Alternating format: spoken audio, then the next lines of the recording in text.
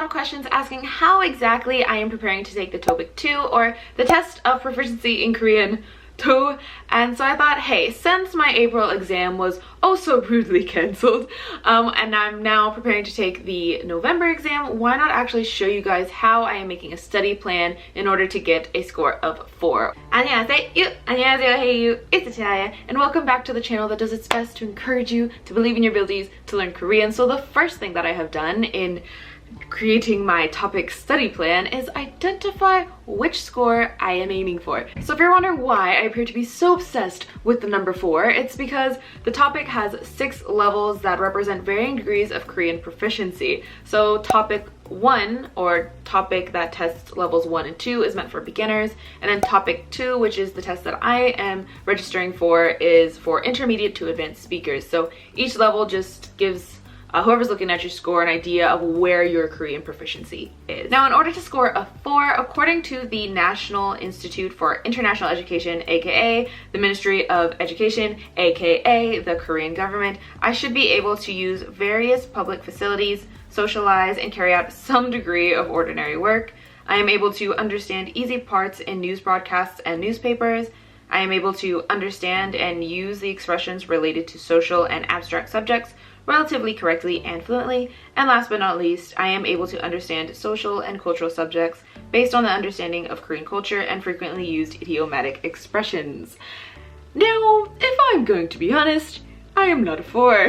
I'm on my way to a 4, but I am not a 4. So I am going to basically determine how I want to study so that I can meet this criteria so that I can score a 4. The second thing I did when creating this topic study plan is determine what resources I actually want to use to achieve this level of fluency. So if you haven't noticed, I have more than a few books. However, not all of them are going to help me achieve this topic level 4. For example, some of these books are specific to speaking, some of them are about slang expressions, things that are less likely to be on the exam. So I need to determine which ones I want to focus on, which ones will help me not only achieve this level 4, but also be the most effective way of studying for the exam. So out of all the books on my bookshelf, I have picked a few that are non-topic related and some that are topic related to help me prepare for the exam. So the first of which that are not topic related are my Ihwa books. So as you guys know, I love this series. I am almost done with this level 3 book. At the time that I'm filming this, I have only a chapter left, and then I will begin on my level 4 books.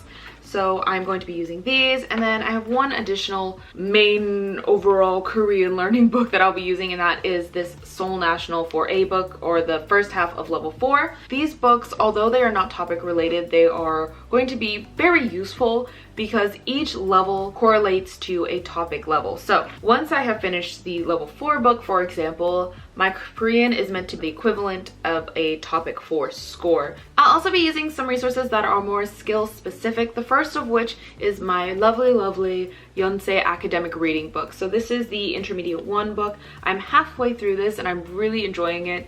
I've talked a bit about this in my most recent Korean update video, which I will put in the description box for you guys to go check out if you're wanting to learn more about this book. I'll also be using its listening counterpart. So again, this is academic Korean listening. Basically, it's a lecture and then there are comprehension questions. So I like this because again, it's a lot of varying vocabulary and more high-level Korean rather than just everyday kind of conversational Korean that I'm reading. So I'm going to complete this, and then I'm also going to complete the intermediate 2 book. And last but not least, my beloved Generation Gap book. You guys have seen this in multiple videos before, so I'll spare you from my long love letter to this book. But this is an essay book, or basically a reading book. So there are academic essays in here with tons and tons of comprehension questions, and every time I go through this book I learn maybe 15 to 20 new words per essay. So I want to use this to improve my reading skills and also expand my vocabulary, because I've noticed that all the vocabulary that I've learned in here has appeared either on practice topic exams or actual past topic exams. So even though this isn't a topic specific book, it has proved to be a good resource for topic prep. Now on to topic specific resources, yay! Okay, so the first one is this beautiful orange book that I would like to introduce you to. So this one is 중급 학습자를 위한 토픽, 어휘, 문법, 따지기, that, yeah, for a second I thought I forgot how to speak Korean. So this is a intermediate topic book that focuses on vocabulary and grammar. I was about to forget how to translate to English, Korean. What is it? I don't know. I don't speak those languages. The next book is this Cracking the Topic 2 Writing. So writing is my lowest score. It is the hardest subject to improve in my personal opinion because it's all about output, where the other two sections of the test are more, did you understand and can you prove that you understood by circling the correct answer. I've seen lots of great reviews for this book online and I like what I see inside, so I went ahead and placed an order. The next book I'll be using is this one, so the Complete Guide to the Topic 2. So if you've been following my Instagram as I prepared for the April exam, this was all over it. Yes, so this one I actually bought in Korea back in 2019, the beginning of 2019. It's great. It analyzes the questions at the beginning of the book. It tells you how to identify which answer is the correct one, and then it goes and has a ton of practice questions for you to complete. So I like this one. I recommend it. I'm hoping to complete it as I prepare for the November exam. And last but not least, Topic in 30 Days. This is basically a frequency list of about 2,200 words that appear on the topic. So day one is like about 30 or so words, and it's like the words that you will for sure see on your topic exam. So as you can see, I have used it quite a bit. There's a lot of sticky notes in here. Although I won't be using the physical book that much, I'm going to be learning all the vocabulary from it on Memrise. There is one more topic related resource that I will be using as a main resource, and that is my 선생님. Yes, so I actually found my iTalki tutor when I was looking for topic prep classes back in January, but as I never ended up getting to take the topic, I just switched to general Korean classes with her because I love her that much.